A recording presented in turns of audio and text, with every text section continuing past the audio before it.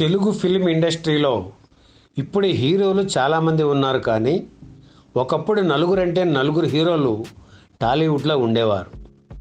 చిరంజీవి, బాలకృష్ణ, నాగార్జున, వెంకటేష్. ఈ నలుగురే తెలుగు ఫిల్మ్ ఇండస్ట్రీని చాలా కాలం ఏలారు. ఈ నలుగురు మధ్య హోరాహోరీ ఫైట్ జరుగుతుండేది.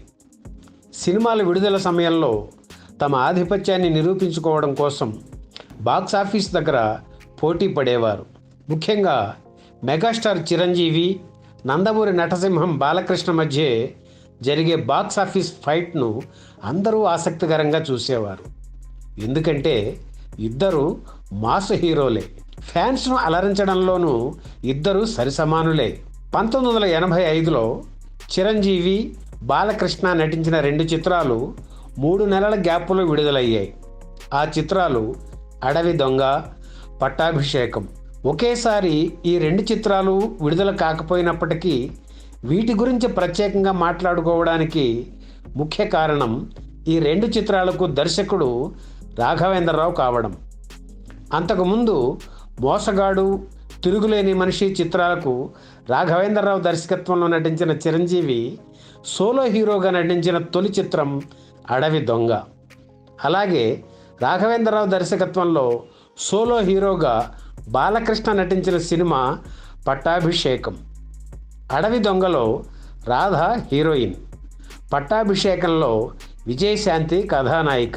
బాక్సాఫీస్ను షేక్ చేసిన ఈ 2 చిత్రాల విశేషాలు, బాక్సాఫీస్ రికార్డులను ఇప్పుడు చూద్దాం. ఖైదీ చిత్రం ఘన విజయం సాధించడంతో చిరంజీవితో సినిమాలు తీయాలని అనుకునే వారి సంఖ్య బాగా పెరిగింది. ఆయన కాల్ షీట్లకు డిమాండ్ ఏర్పడింది.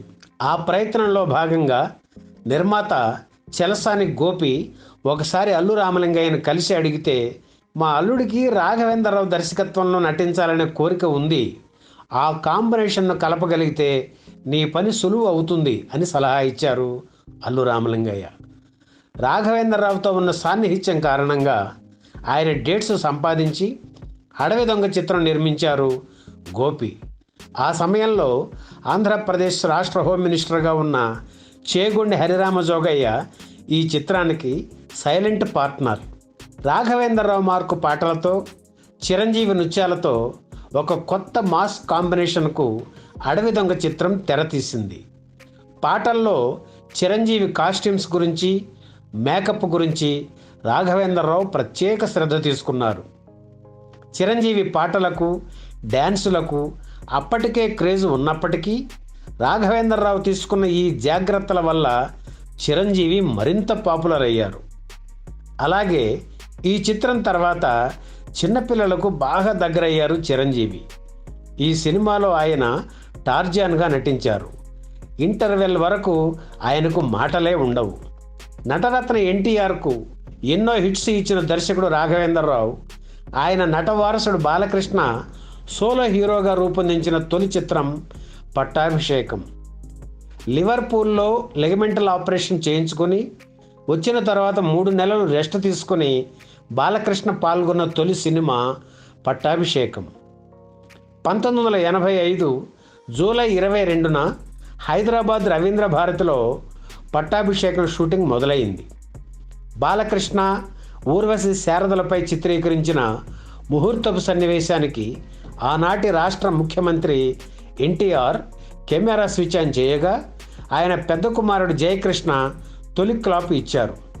నందమూరి హరికృష్ణ నిర్మించిన ఈ చిత్రంలో విజయశాంతి హీరోయిన్. లవ్ ఎంటర్టైనర్ ఇది. రాఘవేంద్రరావు మార్కు పాటలు, సన్నివేశాలతో రూపుదిద్దుకుంది ఈ చిత్రం. 1985 సెప్టెంబర్ 29న భారీ ఓపెనింగ్స్తో అడవి దొంగ చిత్రం విడుదలయ్యింది.